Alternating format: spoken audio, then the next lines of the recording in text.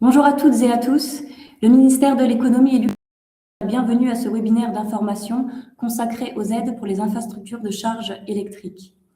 L'objectif aujourd'hui est de vous présenter les dispositifs de soutien actuellement disponibles, soit les appels à projets et le régime d'aide pour les PME. Les deux appels à projets qui ont été lancés le 15 janvier 2026 sont les suivants. L'aide en faveur d'infrastructures de charge pour véhicules utilitaires lourds, ouvert jusqu'au 31 mars 2026, et l'aide en faveur des infrastructures de charge en courant alternatif, ouvert jusqu'au 15 juin 2026 à midi. Comme dit, nous présenterons également le régime d'aide en faveur d'infrastructures de charge portées par les PME, régime non compétitif et disponible jusqu'au 30 septembre 2026. Afin de vous présenter au mieux ces dispositifs et de répondre à toutes vos questions, nous avons le plaisir d'accueillir deux intervenants. Monsieur Gilles Caspar, expert en énergie dans le domaine de la mobilité, attaché, Direction générale énergie au ministère de l'Économie, et Monsieur Randy Quintus, gestionnaire de dossiers attaché, Direction générale aide d'État et financement aux entreprises, au sein de la cellule transition écologique au ministère de l'Économie. Avant de leur passer la parole, laissez-moi vous présenter brièvement l'agenda. Alors, il s'agira tout d'abord de présenter le contexte général avant de présenter en détail les deux appels à projets. S'ensuivra une présentation du régime d'aide pour les PME et nous continuerons avec les modalités pratiques. Enfin, nous clôturerons ce webinaire par une session de questions-réponses. N'hésitez pas à poser toutes vos questions au fur et à mesure de la présentation en haut à droite de votre écran au niveau de l'onglet Questions. Nous y répondrons à la fin des présentations, à l'écrit ou à l'oral. Vous voyez également un onglet interactivité tout à droite de votre écran. Vous pouvez répondre à ce sondage à n'importe quel moment de la présentation. Pour information, ce webinaire est enregistré. Le replay ainsi que les slides seront disponibles sur le site de Lux Innovation et tous les participants les recevront également par email à la fin du webinaire. Je laisse maintenant la parole à Gilles Caspar pour débuter la présentation.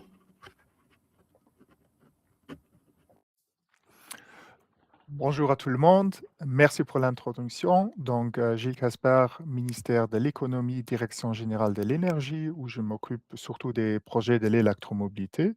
Donc, aujourd'hui, c'est de vous présenter les modalités des prochains appels à projets pour entreprises investissant dans l'infrastructure de charge qui viennent d'être lancés début janvier. Donc, ce seront les 7e et 8e appels à projets de ces régimes d'aide. Mais avant d'aller dans les détails, on aimerait vous présenter les résultats des premiers appels à projets. Donc, depuis 2022, il y avait 6 appels à projets qui avaient été lancés pour les infrastructures AC/DC, aussi pour celles dédiées aux véhicules utilitaires lourds. Et vous voyez ici les projets, donc ceux en AC, les mix, donc AC et DC, et aussi les projets seulement en DC.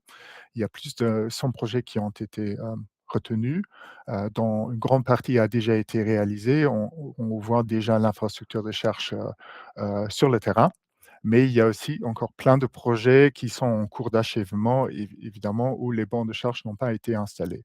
Donc ce que vous voyez ici, c'est l'état des lieux de juillet 2025, où on a fait une analyse afin de savoir quels étaient les résultats en général et est-ce qu'il y a encore des lacunes quelque part dans le réseau de charge. Donc, est-ce qu'il faudra peut-être lancer des appels à projets dédiés pour remédier à ces lacunes? Donc, comme annoncé, on a fait en juillet l'année dernière une analyse de l'infrastructure de charge accessible au public au Luxembourg, dont une part pour les bornes de recharge AC, où on a regardé où est-ce que les bornes sont jusqu'à présent installées et quelle est l'accessibilité au niveau des citoyens, des résidents et aussi des frontaliers pour accéder à cette infrastructure et est-ce qu'il existe quelque part des lacunes. La même analyse a aussi été faite pour les bornes de recharge rapide, où on a pris en compte quand même, le fait que pour les bornes en DC, on fait en général des trajets plus longs pour accéder à ces bornes de recharge. Donc, à travers cette analyse, il a été constaté que globalement l'infrastructure actuelle répond assez bien aux besoins. Cela dit, il sera évidemment nécessaire de déployer beaucoup plus de bornes de points de charge AC afin de pouvoir suivre le rythme d'électrification du parc de véhicules. Et c'est la raison pour laquelle le premier appel à projet, il sera dédié seulement aux bancs de recherche AC, parce qu'on a constaté qu'il y a plein de bancs d'essais qui ont été introduits, qui ont été réalisés et qui sont en cours d'achèvement. Mais on constate que, surtout dans les milieux urbains ou tout en général, il y a quand même un risque qu'il y a dans le futur un manque de points de recherche en AC, surtout pour la recherche, lente. Hem, un autre besoin spécifique avait aussi été analysé, c'est l'infrastructure de recharge pour les véhicules lourds, donc surtout pour les camions électriques. Même si ces véhicules ne sont pas encore très nombreux sur nos routes, il est estimé que la situation va évoluer rapidement, surtout comme le ministère de l'Économie va lancer très prochainement un premier appel à projet pour subventionner les véhicules utilitaires lourds à zéro émission, donc surtout les camions électriques.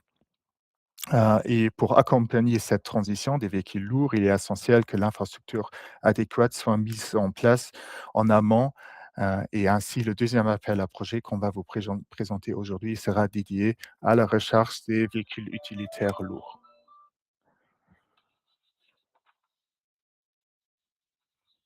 Donc, je profite maintenant de l'occasion de vous présenter, les principales modifications qui avaient été faites, au régime d'aide.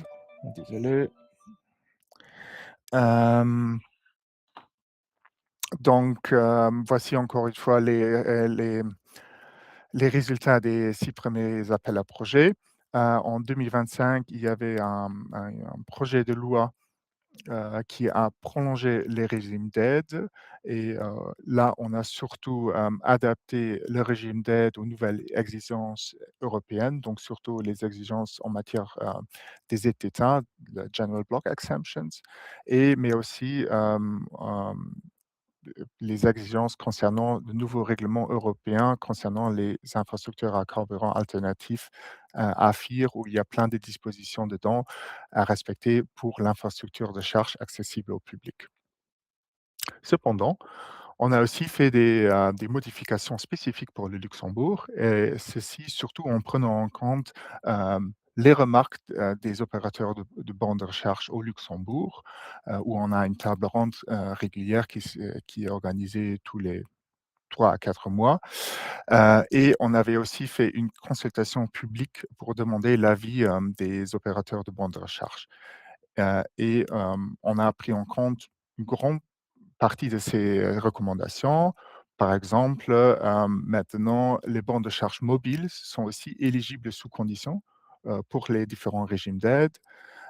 On a supprimé l'intégration obligatoire, des bornes de charge qui sont installées sur des terrains publics, c'est-à-dire des communes ou de l'État, de les intégrer, dans le Chargy OK. Et il y a aussi pour ces bornes sur terrain public, plus d'obligations, d'accord d'achat d'électricité, renouvelable, donc du Power Purchase, Agreements. On a aussi clarifié les délais de mise en service, donc vous auriez, d'office 18 mois pour installer votre infrastructure de charge et il y a aussi des conditions précises évidemment pour demander des extensions. Si vous ne le faites pas, évidemment, c'est maintenant clairement défini qu'il y a aussi des sanctions qui sont possibles, notamment de vous écarter des prochains appels à projets. Donc, actuellement, il y a 2 régimes, 2 axes d'aide qui sont, 2 régimes d'aide qui sont proposés par la loi. Donc l'un, c'est l'axe 1, ce sont les appels à projets où je vais vous présenter les 2 appels qui viennent d'être ouverts et l'autre, c'est l'axe 2, c'est, l'axe réservé aux PME pour, où on peut demander, par simple demande des aides sans devoir participer aux appels à projets. Donc, passons maintenant à l'appel à projet numéro 7, qui concerne les infrastructures de charge en courant alternatif.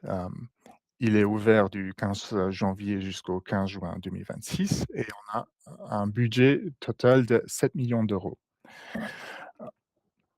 Le critère clé d'éligibilité est que l'infrastructure proposée atteigne une capacité minimale de 175 kilowatts. Donc vous pouvez atteindre ce seuil minimal, à travers, par exemple, une borne de recharge, DC, mais aussi à travers multiples bornes, Ah non, c'est seulement, possible, à travers des bornes RC, donc il faut combiner plusieurs bornes RC. Mais là, vous avez la possibilité de combiner plusieurs projets sur différents sites. Donc si vous avez un parking avec, 10 bornes, ou 10 points de charge, en AC, par exemple à 7 kilowatts, vous pouvez encore, y ajouter un deuxième site avec, un nombre adéquat pour atteindre ce seuil de 75, kilowatts.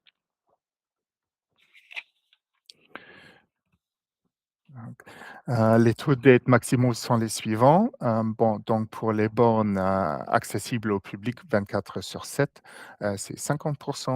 Pour les bornes accessibles au public, au moins 10 heures par jour et 5 jours par semaine, par exemple sur un parking de supermarché où l'accès est régulé et seulement possible, selon les heures d'ouverture du supermarché.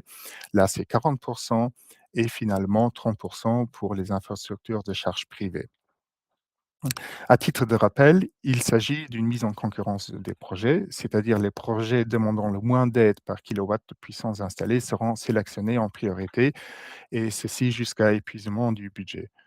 Hem, mais avant cela, il y a encore une pondération, des offres selon l'accessibilité du projet. Donc il y a 100 pour les infrastructures de charge, qui sont ouvertes 24 heures sur 7, 40 pour les, stations de charge, semi-publiques et 60 pour les privés. Heu, Mon collègue Randy Quintus va vous expliquer, après plus en détail, et aussi à travers d'exemples concrets comment cette sélection va être faite. Donc voici le récapitulatif pour, l'appel numéro 7 pour les infrastructures de charge AC, donc uniquement des bornes AC. Ils peuvent être accessibles au public ou privé et encore une fois pour rappel, il y a les nouvelles modalités, de la loi qui s'appliquent. Donc il y a plus d'intégration obligatoire Chargy OK, plus d'obligation d'accord d'achat d'électricité renouvelable pour les bornes sur terrain public, mais il reste encore, l'obligation que l'infrastructure de charge doit néanmoins être alimentée à 100 par de l'électricité renouvelable. Donc il n'y a plus le Power Purchase Agreement, mais si quand même, il vous faut un certifié qu'il y a une, fourniture, en électricité 100 renouvelable.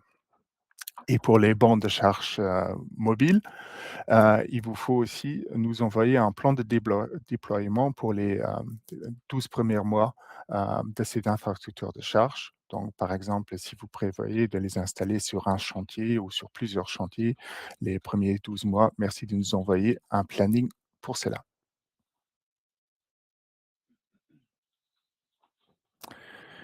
On passe maintenant au deuxième appel qui a été lancé le 15 janvier et qui sera ouvert, pas jusqu'en juin, mais jusqu'au 31 mars.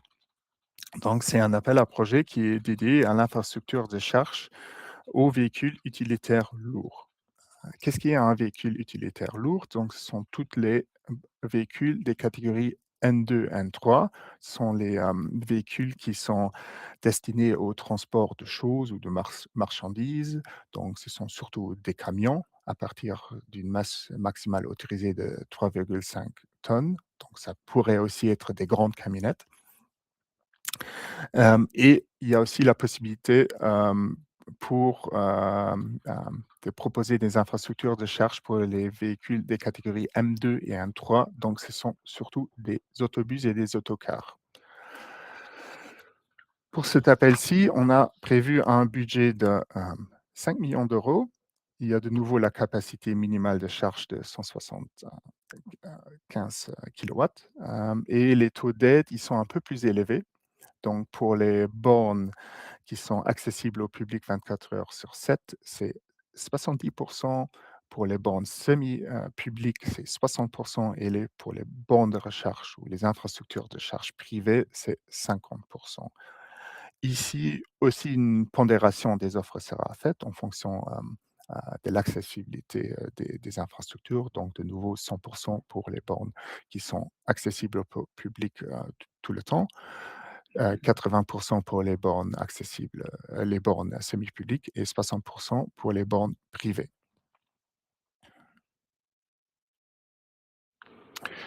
Voici encore une fois tous les paramètres de cet appel numéro 8. Donc, ouvert du 15 janvier jusqu'au 31 mars. Il est seulement dédié à la recherche des véhicules de ces catégories-ci, donc pour le transport de choses ou le transport de passagers.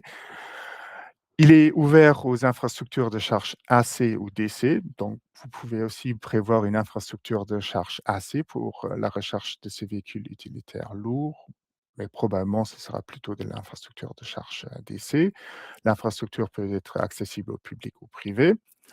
Ce qui est important, ici, on demande des pièces supplémentaires à nous fournir. Donc, pour l'infrastructure de charge accessible au public, il nous faut un plan de dimensionnement pour qu'on peut bien vérifier que les emplacements sont bien destiné, aux véhicules utilitaires lourds. Donc on n'a pas ici mis des dimensions précises parce que ça varie un peu en fonction, de la configuration du site. Est-ce que c'est un emplacement, perpendiculaire? Est-ce que c'est un emplacement en diagonale? Ou est-ce que c'est vraiment, même, une configuration du bait charging où on a, comme sur les stations de service et les pompes à carburant, où il y a, un un passage où on y va, on recherche les véhicules et ensuite on sort, dans la hem, en allant en avant. Pour les infrastructures de charge privée, il nous faut une déclaration que, l'entreprise requérante, a déjà un nombre de véhicules utilitaires lourds électriques ou elle planifie, d'acquérir de tels véhicules. Si l'infrastructure est destinée pour un tiers, pour recharger ces véhicules, évidemment, il faut les mêmes déclarations de ce tiers. Voilà, voici toutes les modalités. Je passe maintenant la parole à mon collègue Randy Quintus. Merci à vous.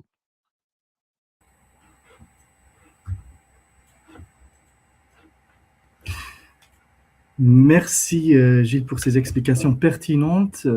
Voilà, Randy Quintus, ministère de l'Économie, et bonjour à toutes et à tous également de mon côté. Et aujourd'hui, voilà, je vais vous présenter en quelques mots la demande simple pour les PME, la procédure administrative derrière ce régime d'aide, ainsi que les conditions et les critères d'éligibilité pour pouvoir bénéficier de ce type d'aide. Alors, l'axe 2, ou bien la demande simple pour les PME, elle est exclusive pour les petites et moyennes entreprises, bien évidemment. L'idée était d'abord d'aider les entreprises à électrifier leur flotte, ou également donner l'opportunité aux employés de recharger leur véhicule sur le lieu du travail, ou bien même les clients. Et voilà, la demande simple, elle est actuellement ouverte jusqu'à la fin septembre 2026. Comme le nom s'est dit déjà, c'est une demande simple, donc vous faites votre demande via ma guichet, on la reçoit, c'est bien décision positive ou bien négative, il n'y a pas de mise en concurrence, pas d'appel à projet, donc voilà. Voici, vous avez un tableau qui résume à peu près l'aide. Donc, une petite entreprise pourra bénéficier jusqu'à 50% des coûts éligibles comme aide. C'est quoi les coûts éligibles? Donc, d'un côté, l'abonnement SWAT, les coûts d'installation, donc le câblage, et même aussi le raccordement derrière, donc les travaux génie civil ou même le trafo, mais voilà, ça dépend de l'envergure du projet. Avant, il y avait une différence entre raccordement et bornes et accessoires, mais maintenant, on a consolidé tout et on a adapté également donc, le taux d'aide maximal. Une moyenne entreprise pourra bénéficier jusqu'à 40%, et on parle par défaut des bornes privées. Donc, voilà, c'est par définition, on n'a pas besoin d'ajouter encore des composantes liées au paiement à l'acte, comme c'est le cas pour les bornes publiques. Voilà. En fait, le projet n'a pas vraiment des limitations techniques. Autrement dit, l'entreprise est libre de faire un projet avec plusieurs bornes de charge. Il n'y a pas de limite là-dessus, mais il existe quand même une limite au niveau du plafond d'aide qu'on peut vous donner. Par exemple, une petite entreprise qui pourrait bénéficier jusqu'à 50%, et des coûts éligibles. Mais si le projet, c'est déjà un coût déjà 300 000 euros, par exemple, donc 50%, 150 000 euros, on ne pourra pas accorder cela, ces 50%, comme il y a un plafond de 100 000 euros. Dans ce cas, l'entreprise pourrait bénéficier jusqu'à 100 000 euros comme aide. Voilà. Procédure administrative. Juste quelques mesures de soutien pour vous orienter, pour avoir des réponses à vos questions. Tout d'abord, toutes les informations relatives à ce régime d'aide sont disponibles sur guichet.lu. Vous y trouverez notamment le cahier des charges, très très important, la référence légale, une foire aux questions qui sera publiée après ce webinaire, ainsi que les résultats du dernier appel à projet que Gilles a déjà mentionné. Là, c'est intéressant concernant la mise en concurrence, comme on publie également le montant d'aide en moyenne qui a été demandé. Donc, pour être compétitif concernant la mise en concurrence, c'est bien de savoir voilà, l'historique derrière. ProCharging.lu, veuillez consulter ProCharging pour la mise en relation entre l'offre et la demande en ce qui concerne les terrains potentiels pour le déploiement des bornes. Autrement dit, si vous êtes un opérateur de borne charge et vous avez besoin d'un terrain, vous pouvez consulter ce site. L'inverse, si vous avez du terrain disponible et vous souhaitez avoir des bornes charge, mais peut-être pas opérer ces bornes vous-même, vous pouvez consulter ce site. Voilà. Ce graphique situé à la droite de ce slide vous indique une estimation du besoin en puissance de charge pour 2030. En fait, sur ProCharging, la carte affichée est directement synchronisée avec le géoportail. Sur le géoportail, vous pouvez aussi ajouter des filtres, des couches pour avoir des données sur le réseau des infrastructures de charge au Luxembourg, également les besoins.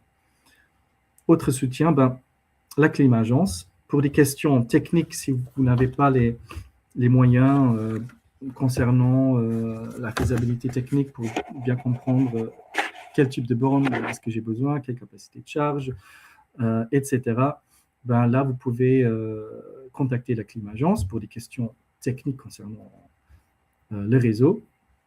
Pour des questions éligibilité de l'entreprise en soi, est-ce que je suis en difficulté, quelle est ma taille, etc., vous pouvez contacter la Lux Innovation.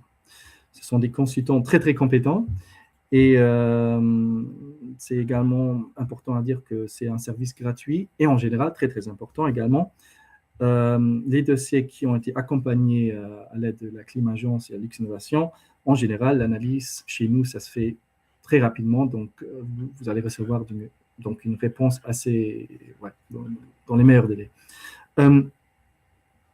Voilà. Concernant le gestionnaire de réseau, si vous avez un projet avec une certaine envergure, 175 kW plus, par exemple, afin de vérifier la faisabilité du projet et de planifier les travaux de raccordement, veuillez contacter votre gestionnaire de réseau électrique, par exemple la Kreos, Südstrom, commune d'Ettelbruck, de Diekirch, ça dépend vraiment du site. C'est important d'avoir déjà un contact avec eux pour vérifier voilà, les créneaux, etc. Alors, ici, vous avez juste une capture d'écran de guichet.lu. Voilà, ici, comme entreprise, vous pouvez suivre ces rubriques-là, donc accueil, aide financière, infrastructure de charge pour véhicules électriques, et là, vous tombez sur les appels à projets actuellement ouverts, mais également la demande simple et encore d'autres conditions générales. Voilà, sur chaque page, donc, vous avez un accès en direct vers ma guichet. Donc, très, très important, les demandes d'aide liées aux infrastructures de charge, cette demande se fait via ma guichet. Donc, on n'accepte pas les demandes par courrier, par exemple. Donc, veuillez vérifier que vous avez tous les identifiants, les rôles nécessaires, les droits comme utilisateur sur ma guichet pour faire une demande pour votre entreprise. Okay. Ici, vous avez juste quelques étapes au niveau recommandations qu'on donne en général pour avoir un dossier complet et d'avoir une réponse dans les meilleurs délais. D'abord, vérifiez si vous êtes éligible. Est-ce que je suis en difficulté? Est-ce que mon projet, est-ce que les bornes sont bien éligibles, etc. Sur ma guichet, vous pouvez déjà commencer avec les formulaires, par exemple. Là, vous devez de toute façon répondre à des questions qui font partie du projet, bien évidemment. Et à la fin de la démarche, vous êtes obligé également d'ajouter des pièces jointes. Voilà. Ça, vous pouvez faire ensemble avec la Climagence, plutôt avec la Lix Innovation, comme ils connaissent mieux le principe derrière. Mais voilà, c'est vraiment recommandé de contacter ces deux entités en cas de doute, afin de garantir que le dossier est bien complet. À partir de l'étape 4, la soumission, c'est le ministère qui s'en occupe du dossier et qui va vous contacter en cas de doute ou bien si le dossier n'est pas complet. Et à la fin, vous allez également recevoir une décision de notre côté.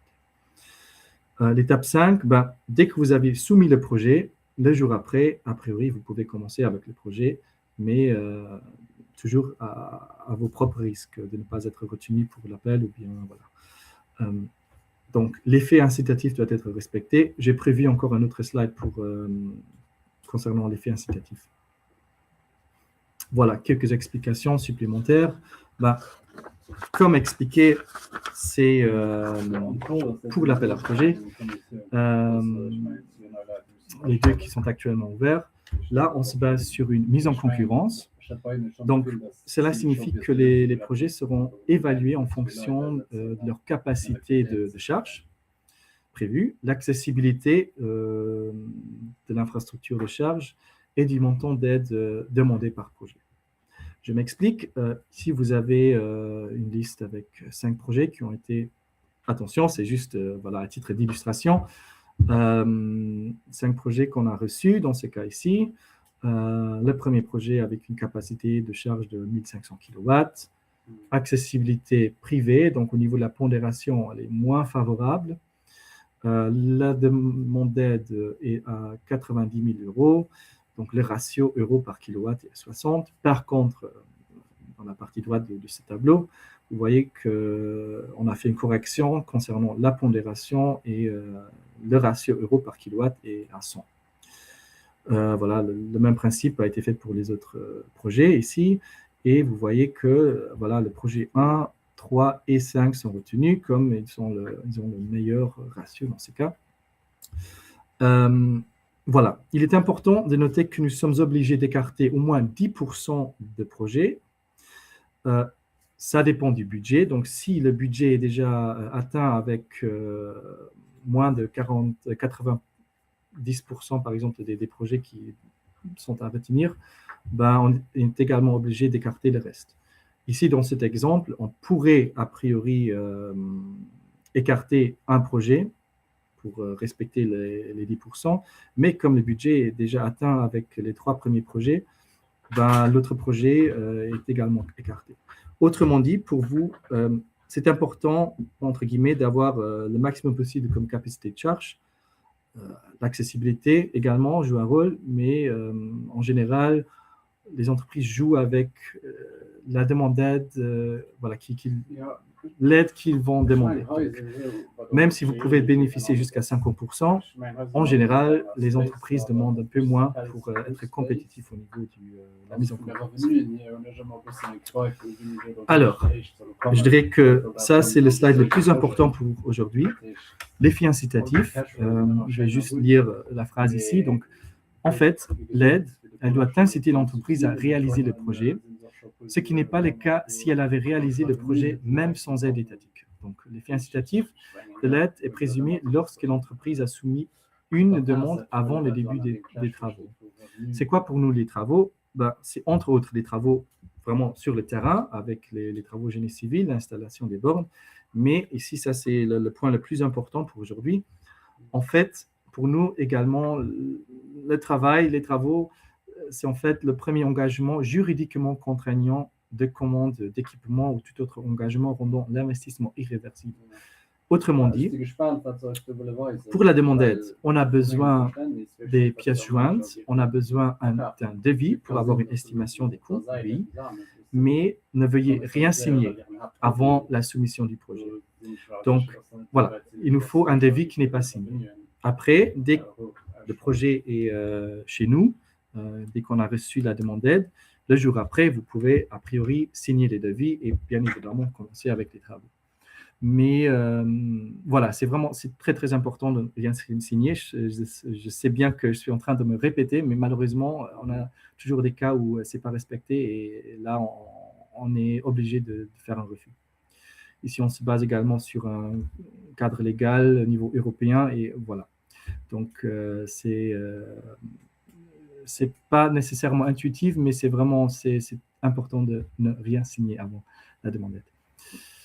D'autres exclusions, une entreprise en difficulté, les acteurs publics, donc une commune, en soi n'est pas éligible. Par contre, un opérateur de borne sur du terrain d'une commune est éligible et le cumul d'autres aides, donc le double financement d'une borne, par exemple, n'est pas éligible. D'autres critères d'éligibilité, comme déjà mentionné par Gilles, les bornes doivent être alimentées à 100% par de l'électricité renouvelable. Cela on vérifie lors de la demande de paiement. Voilà. L'exploitation dure au moins 5 ans après la mise en service. Mise en service après 18 mois après l'octroi de l'aide. A priori, il nous faut 2 mois après la clôture du appel à projet. Normalement, après 2 mois, l'entreprise reçoit déjà les décisions ministérielles et c'est à partir de la décision, la date de l'octroi, où on compte les 18 mois. On est flexible, on pourrait également accorder une prolongation, mais c'est vraiment pour des cas spécifiques et voilà, donc la règle, c'est vraiment 18 mois après l'octroi.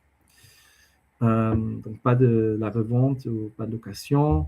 Et pour les bornes accessibles au public, comme déjà annoncé par Gilles, ces bornes doivent être conformes avec l'AFIR, donc au niveau paiement à l'acte, etc. Et il nous faut un accord de principe du propriétaire concernant l'utilisation du terrain, mais également, si vous êtes propriétaire du terrain, il nous faut également un document qui clarifie que vous êtes vraiment le propriétaire. Ici, juste un résumé des coûts éligibles. À gauche, donc en général, CAPEX est éligible. Donc la borne, aussi les travaux des génies civils, comme déjà mentionné, le câblage, les composants liés au paiement à l'acte, etc. Donc CAPEX exclut par défaut OPEX, donc des abonnements, des supports techniques, etc. Aussi des composantes d'occasion ne sont pas éligibles. De toute façon, on va partager ces slides avec vous, donc là, après, vous pouvez vérifier cela un peu plus en détail, mais voilà, CAPEX éligible, OPEX pas éligible. Et bien sûr, sans taxe, donc c'est sans impôt, etc. calculé. Voilà, pour des questions, encore une fois, éligibilité de l'entreprise, veuillez contacter d'abord la Lux Innovation. Pour des questions faisabilité technique, etc., la Climagence peut vous contacter. Et dès que vous avez soumis le projet, vous pouvez contacter le ministère donc avec borne@eco.eta.lu. Est-ce que vous avez des questions? Alors, voilà, nous passons donc à la session questions-réponses. Merci Randy, merci Gilles. N'hésitez pas à continuer d'envoyer vos questions pendant que l'on répond aux autres à l'onglet questions, donc en haut à droite de votre écran. Et on va commencer par la première question qui a été posée. Alors, dans le cadre d'un dossier pour l'appel numéro 7, où nous avons 3 sites avec 2 sites, avec un qui est vers 24 et un parking privé, quel serait le pourcentage d'aide financière avec une puissance totale supérieure à 175 kW? Répondre à cette question-là, ça dépend maintenant du appel à projet où vous participez. Si vous faites l'appel à projet lié au camion, donc c'est notre taux d'aide comme pour l'appel à projet pour les bornes AC. En général, pour ce que j'ai compris ici, on aura un projet avec 3 sites différents, avec 2 sites accessibles au public et un site privé. Au niveau de la pondération, on considère l'accessibilité avec la pondération la moins élevée. Donc, la borne privée a été prévu, donc on va considérer voilà, la pondération au niveau privé. Donc, Gilles, tu peux bien m'interrompre si je ne suis pas correct là, mais a priori, pour une borne AC, donc on est à 30% comme aide du projet. Si on parle du projet pour les véhicules utilitaires lourds, c'est donc 50%, si je ne me trompe pas. Mais en général, on considère l'accessibilité la moins forte, entre guillemets. Très bien. Question numéro 2, je vois qu'elle a été répondue par Gilles dans le chat, je vais tout de même la lire. Les subventions pour les bornes mobiles sont réservées uniquement à l'achat de bornes mobiles ou également à la location sur une durée définie. Donc, il y a bien une possibilité de crédit bail, mais il faut que le crédit preneur acquiert la propriété de là ou les infrastructures subventionnées à la fin du contrat de crédit bail. Voilà. Vous aviez autre chose à ajouter ou c'était tout pour cette question? On est bon.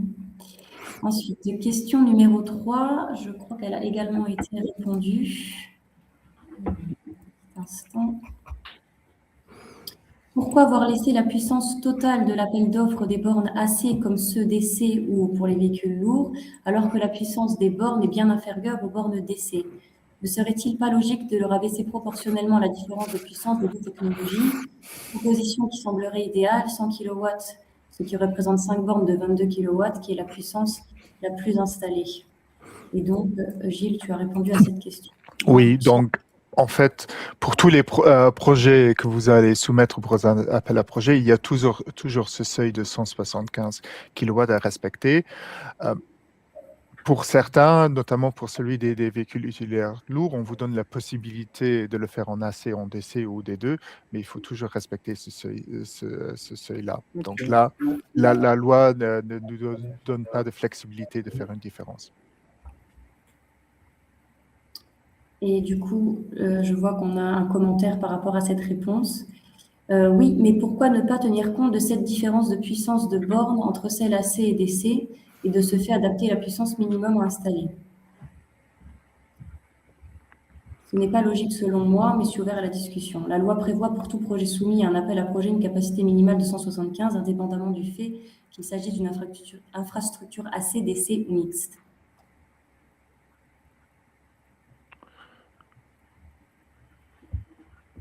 Je pense qu'il y a toujours plusieurs solutions, mais évidemment, on est contraint par les dispositions de la loi. Et aussi, je pense que pour les poids lourds, on estime surtout que très souvent, il faudra quand même une infrastructure de charge assez puissante qui sera probablement alors une infrastructure DC. Très bien, merci. Question numéro 4. Si nous développons une station de recharge et que celle-ci permet aux véhicules de type N2, N3 ou M2, M3 de venir se charger, mais que nous mettons également à disposition des places de recharge pour véhicules légers, ce projet serait-il éligible pour un subside? Et dans le cas où il sera accepté, quel est le pourcentage de places N2, N3, M2, M3 qui doivent être déployées sur site vers le pourcentage de places pour véhicules légers? VS, pourcentage de places pour véhicules légers. Donc, on ne prévoit pas un nombre minimal d'emplacements pour véhicules lourds ou un nombre minimal d'emplacements de points de charge pour véhicules lourds, mais il faut seulement respecter le seuil des 175 kW. Donc, vous pouvez seulement proposer un emplacement avec une borne de charge pour les 175 kW. Si sur ce site, il y a aussi des bornes de recharge en DC pour des voitures normaux qui sont prévues, c'est possible, mais évidemment, pour ces bornes-là, il n'y aura pas de subside parce que l'appel est réservé seulement à la partie de la recharge dédiée aux poids lourds. Donc, il faudrait soumettre dans les deux appels à projet pour chacun des projets. Pour l'instant, on n'a pas d'appel à projet ouvert pour des bornes de recharge DC. Donc, dans ce cas-là, c'est seulement possible de soumettre la partie des bornes dédiées aux véhicules lourds. Très bien, merci. Question numéro 5, Gilles, je vois que tu as également répondu par écrit. Est-ce qu'on peut soumettre un projet PME si les bornes sont situées sur un parking privé où seuls les employés peuvent charger? Notre entreprise n'a pas de véhicule propre. Donc, Oui, j'ai vu qu'il y a peut-être une confusion avec mon dernier slide où j'ai écrit qu'il faudra soumettre une déclaration qu'on a des véhicules électriques ou qu'on prévoit d'acquérir des véhicules électriques. Ça, c'est seulement pour l'appel à projet numéro 8. Donc, c'est seulement pour les poids lourds qu'on veut acquérir des poids lourds électriques ou qu'on a déjà des poids lourds électriques. Donc, ce n'est pas le cas pour l'appel à projet numéro 7 sur les infrastructures de charge AC. Donc, si vous prévoyez là des bornes de recharge qui sont destinées à la recherche de vos employés pour recharger leur voiture privée, évidemment, il ne faut pas nous envoyer une telle pièce. Et évidemment, vous pouvez bien sûr participer à l'appel à projet numéro 7. Et je vois, il y avait encore une deuxième question aussi sur cela. Donc, désolé s'il y avait confusion sur ce point-là. Et juste à titre de rappel, pour les PME, vous avez toujours la possibilité de soit participer aux appels à projet numéro 7 pour les bornes de recherche AC, mais vous avez aussi le régime d'aide simple que Randy Quintus vient de vous présenter. Claire, merci. On a également un commentaire relatif à la connexion LuxTrust. Je me suis connectée avec mon LuxTrust privé, néanmoins, je ne sais pas comment avoir un accès pro. Oui, en fait, voilà, c'est important d'avoir le rôle nécessaire pour accéder avec un compte LuxTrust Pro. Là, il faut vérifier ensemble avec l'entreprise les accès, normalement au niveau du CTIE. Sur guichet.lu, si je ne me trompe pas, il existe aussi un service support qu'on peut consulter.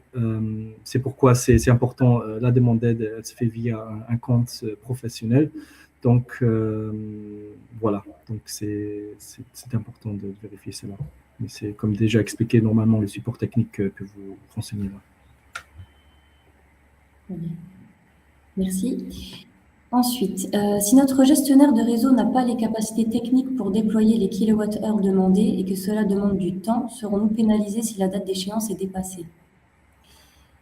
Non, a priori, vous n'êtes pas pénalisé, mais il est important lorsque vous planifiez le projet, il est important de vraiment contacter votre gestionnaire de réseau dans les meilleurs délais, vérifier que, voilà, est-ce que ce projet est techniquement faisable.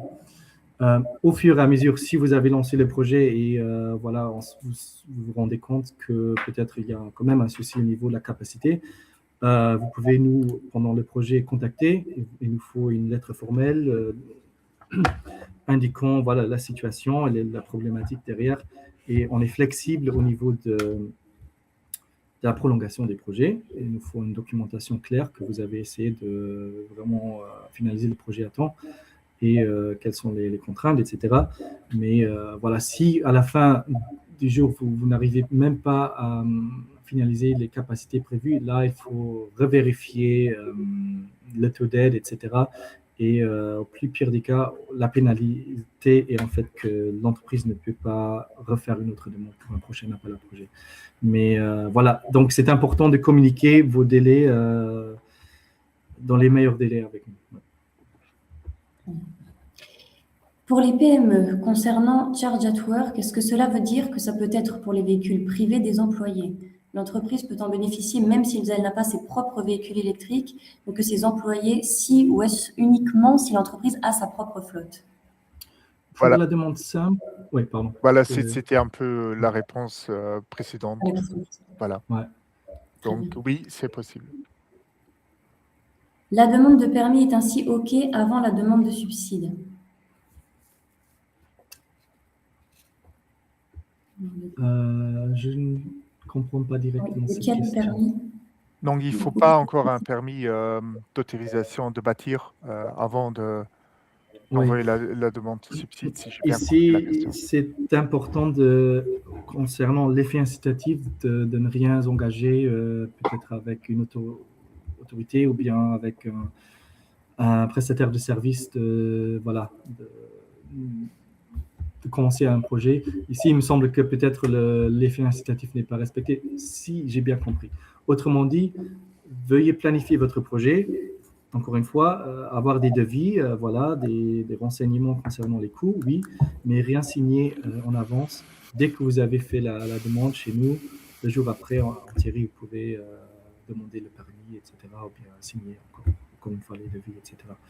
Si j'ai bien compris la question, veuillez ajouter des commentaires si ce n'est pas la bonne réponse à votre question. Merci. Peut-on intégrer comme même entreprise plusieurs projets? Oui, c'est possible, sachant que plusieurs projets, mais pas nécessairement pour le même site. Voilà. Donc, une entreprise peut faire un projet contenant X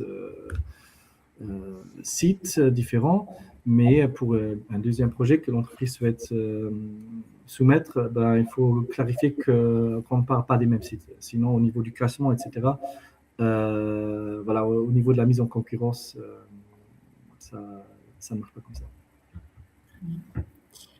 Merci. Un hôtel pour les bornes de recharge sont accessibles pour les clients tombe sous quel régime d'aide?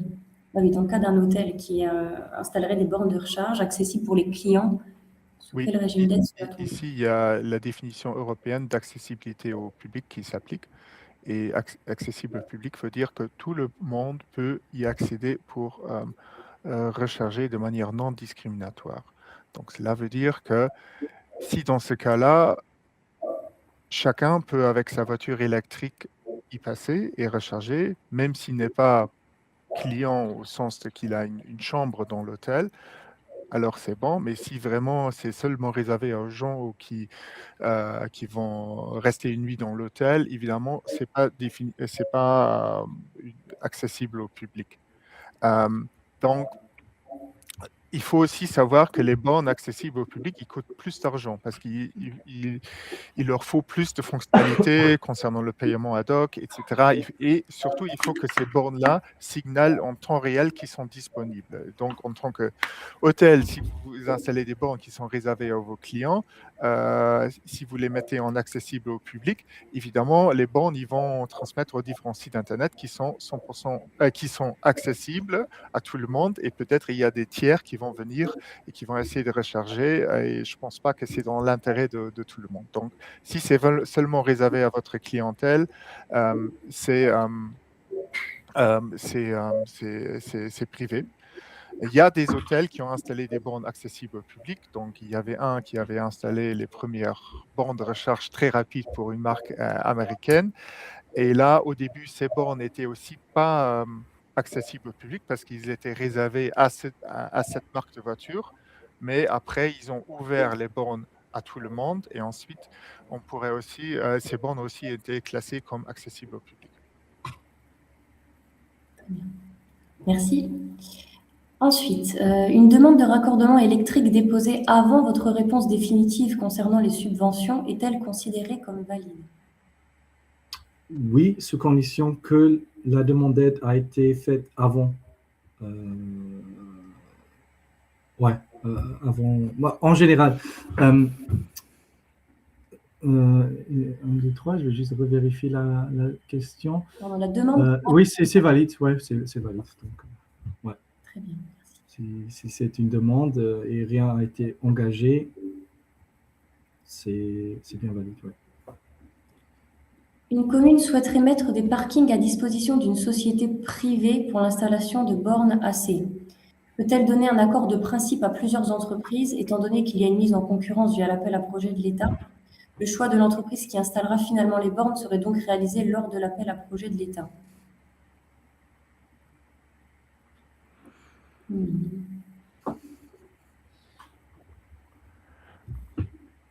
Donc ici, on parle de mise à disposition, ou je ne sais pas si c'est le cas d'un appel à concession d'une commune pour des bornes de recherche publiques.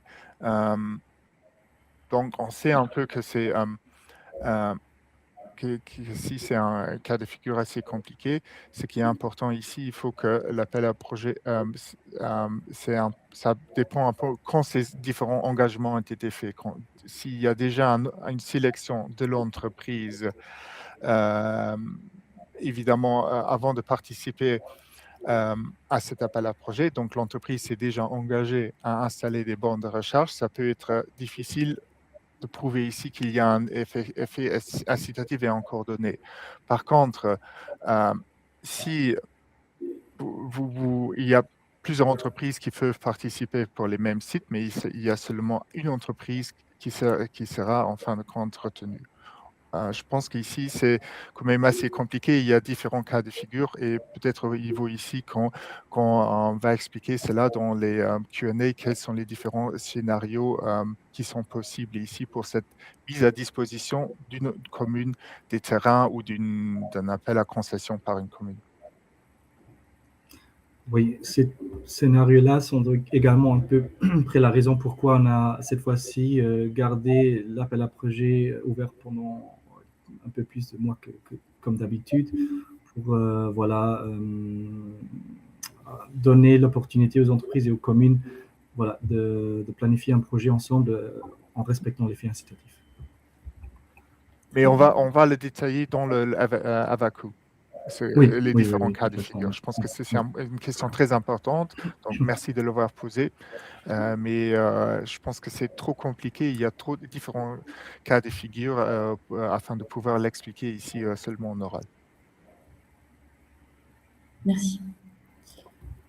Question 14. Si nous faisons une installation en 2 phases, la première en AC et en deuxième on ajoute des DC, se déroulant sur 2 ans, peut-on introduire 2 demandes de primes? Oui, a priori, dans ce cas, on considère la demande initiale, donc pour les bornes AC, une demande niveau création, capacité de charge, et pour le même site, dans un deuxième délai, donc l'entreprise pourrait faire une deuxième demande, ce qui est défini chez nous comme une augmentation de capacité de charge. Donc, c'est important pour nous, après, au niveau des factures et des devis, d'avoir quand même une séparation claire des coûts, puisqu'on ne souhaite vraiment pas avoir le double financement des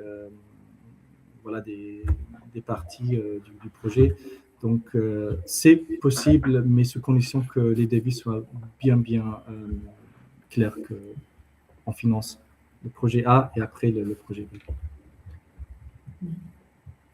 S'il n'y a pas assez de capacité dans un bâtiment et que l'entreprise souhaite faire une augmentation de puissance, ces frais sont-ils éligibles à rentrer dans l'aide? Oui, ça tombe sous ce qu'on appelle le raccordement. Donc, l'augmentation de la capacité du réseau y inclut les coûts liés à un trafo, un transformateur. Ouais. Très bien, merci. Pour l'appel, donc l'appel PME, donc le régime PME, qui n'est pas un appel à projet, est-ce que le parking privé sur lequel on installe les bornes pour les employés de l'entreprise doit appartenir à l'entreprise? Peuvent-elles être installées sur un parking privé qui se partage entre 2 entreprises? C'est éligible, donc sous condition, encore une fois, qu'on a l'accord, etc., nécessaire qui clarifie que ces bornes sont pour l'entreprise la récurrente et qu'ils ont le droit d'opérer ces bornes au moins 5 ans après la mise en service. Mais encore une fois, comme on parle ici de 2 entreprises, si l'entreprise B souhaite également installer des bornes sur le même parking, là, on fait le contrôle quand même, vérifie encore une fois qu'on ne finance pas 2 fois la même borne, mais a priori, c'est éligible. Très bien, merci. Si nous avons 2 parcelles cadastrales, les 175 kW sont par compteur ou bien puissance globale du projet? C'est par puissance globale du projet. Donc, pour atteindre les 175 kW, vous pouvez aussi soumettre des 2 sites différents pour atteindre ce seuil minimal. Merci. La société qui est choisie pour faire l'installation dans une grande entreprise peut introduire en notre nom les démarches pour les primes?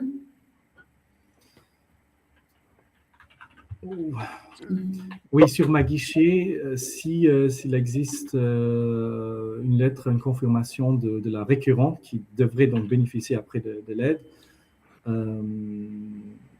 si on a ces documents, oui, l'entreprise pourrait faire ce service et faire la demande, sachant que il y a quand même un partage de données assez sensible, et donc il faut garantir que est-ce que vous souhaitez quand même partager ces dossiers avec un prestataire de service. Et en même temps, voilà, c'est quand même après la requérante qui va bénéficier de l'aide, ce n'est pas le prestataire de service.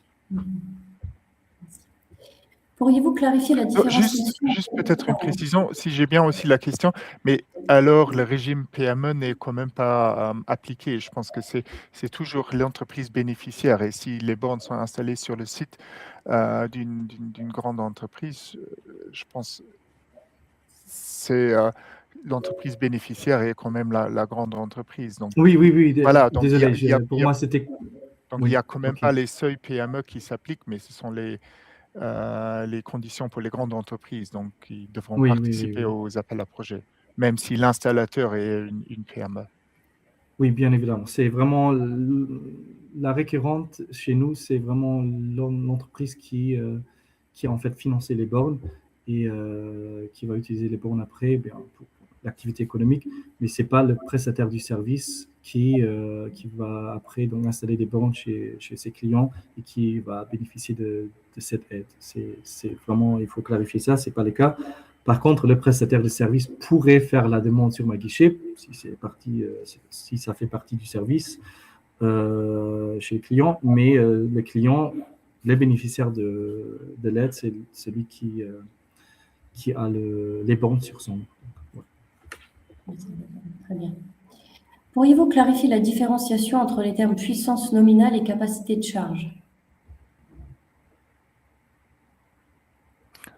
Donc, ici, on regarde simplement quelle est la capacité de charge maximale qui est possible à travers les infrastructures. Donc, on demande bien qu'il y a au total une capacité de charger en total les voitures de 175 kW.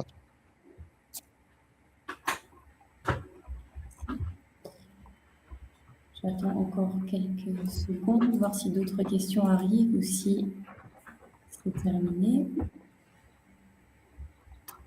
En tout cas, merci à tous pour votre participation. Je rappelle tout de suite que les slides et le lien vers le replay seront envoyés à tous les participants par email et seront également disponibles sur le site de Luxinnovation. Si vous avez d'autres questions, n'hésitez pas à envoyer aux adresses indiquées précédemment sur les slides qui seront corrigées. J'ai vu que Climat Agence a mis une autre adresse en ce qui concerne les questions techniques, donc nous adapterons ça. Je rappelle également que vous avez jusqu'au 31 mars 2026 à midi pour déposer vos dossiers pour les infrastructures de charge pour véhicules utilitaires lourds et jusqu'au 15 juin 2026 pour les bornes AC. Voilà, je vois qu'il y a... Il y a encore une question. Vous avez parlé de PME, mais quelles sont les aides des grandes entreprises? Oui, alors, le régime PME, on parle ici de la demande simple. C'est la partie que moi j'ai présentée. Pour le reste, les grandes entreprises peuvent participer aux appels à projets. Et là, en fait, le taux d'aide est lié à l'accessibilité des bornes. Donc, il n'y a pas de différence concernant la taille de l'entreprise.